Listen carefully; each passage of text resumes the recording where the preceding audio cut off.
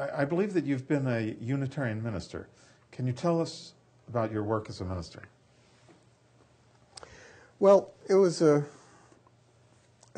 think a not very well considered decision to go to seminary. I had never been in a church, didn't know anything about it. But I knew a guy who, this was out, as a friend of mine, a Unitarian minister in Berkeley. He had been arrested 53 times at this time, he's probably more now, for all kinds of political protests, and his main thing was working in the Lawrence Livermore protests against the development of the atomic weapons and the shipping of the weapons around the world. And he was a poet, and he was a jazz musician, and he was a force in Berkeley. You know, he was a radical force in Berkeley. He was a UU minister, so if he could be a UU minister, anybody could be a UU minister.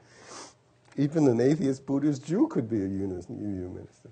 And that, of course, is true. They don't care. So he said, Mark, be careful. Maybe you don't want to do this. But I just made an equation in my head that turned out to be incorrect. And the question that I put to myself was, what can I do professionally that will use all the experience and all the talents that I have in one place? Right? So what can I do where I can be an educator, where I can be a writer, where I can be a musician, where I can be a theater person, where I can be a political person? What is all of that together? A Unitarian minister, plus you have a captive audience every Sunday.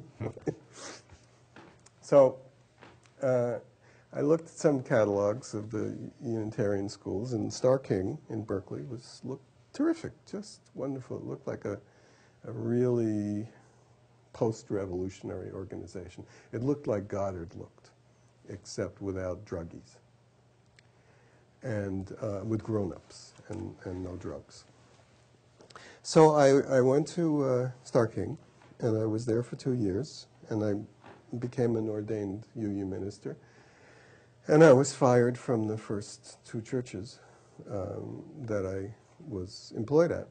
Not fired, but just not rehired. I mean, they don't have a firing, they have a hiring procedure. And I was fired for the same reason, or not rehired, which was that I was too political.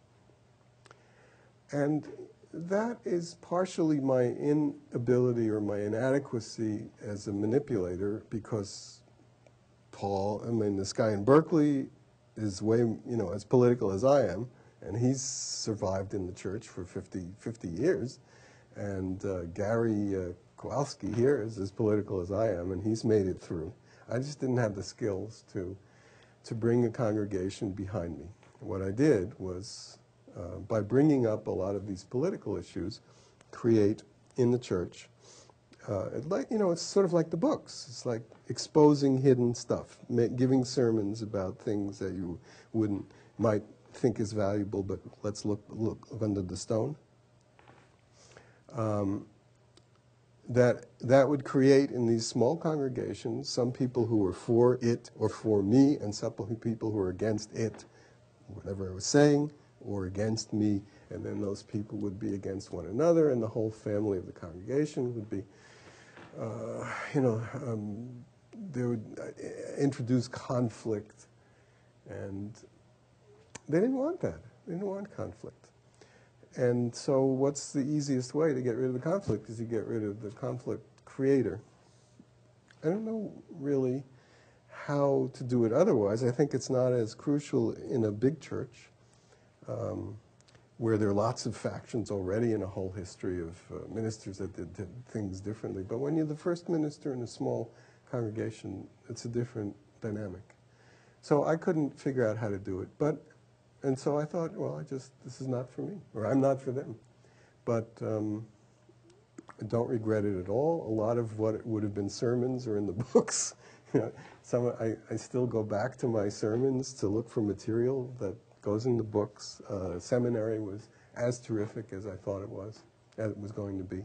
Wonderful, wonderful. My best institutional experience in my life is Star King. To see a place that really works. Don't you think how you're received politically depends upon the congregation too? For Yeah. instance, Middlebury was one of your congregations, and Middlebury tends to be a conservative area. That's where. No, it isn't that. And I've tried to do some reading about the dynamics of it. It's congregation size, and Middlebury is, I wouldn't call it a conservative community. It's a college town, so it's a college town, and it puts it more on the liberal side if you're going to make those distinctions. But it has to do with congregation size, because in a small congregation, the overriding value is family. This is a place to come on Sundays where you feel comfortable. All the problems that you liberals see in the world are not there on Sundays. You celebrate, et cetera, et cetera. And that's not what I'm good at. I'm good at asking questions and looking under stones. And you can do that in a novel. In fact, it is what a novel is. Right? So I'm perfectly happy not having to be rehired every year, by people that I'm nudging, and to be able to look at this material and put it out as a novelist, just between me and my computer. And I think it's a good way for me to think things through and to put them out. Well, behind us here, we can see the Unitarian Church in Burlington. Mm-hmm. How do you feel about that? Are you a member there? No. No? No, I just, remember, I went there not as a church person. I wasn't a Unitarian kid. I went there as my parents thought religion was a crock of shit, it's just baloney. And I was the only kid on the block who wasn't bar mitzvahed and all of that. And it was only of late that I began, late into adulthood and even late into my writing career, that I began to look at at issues that were the size of religious and spiritual issues. Because I was a scientist. I was a baseball player when I was a kid. Then I was a scientist. Okay, then I did theater. Get into more issues there. But as you develop as a mature, thoughtful person, these dimensions get larger and larger. So you start thinking, and now is wonderful, being confronted by dying. I could die next year. I have friends that have died of old age, right? That are my age. So it's and a couple of those books in those categories are about that. Are about this what I called what did I call it? Just, Reflections on the Whole, Aging and Dying. This book, When the Gods Come Home to Roost, is about that, and I'm working. The book for the year after next is a book about the death of Tchaikovsky.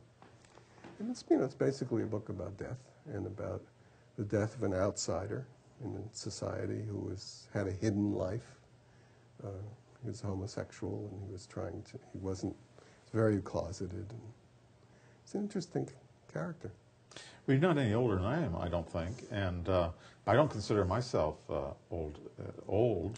Well, I'm 70, and people are dying at 70, and I like that I'm old. I like it. I think it's a good place. It's sort of like late Beethoven. It's a late stage. It's interesting.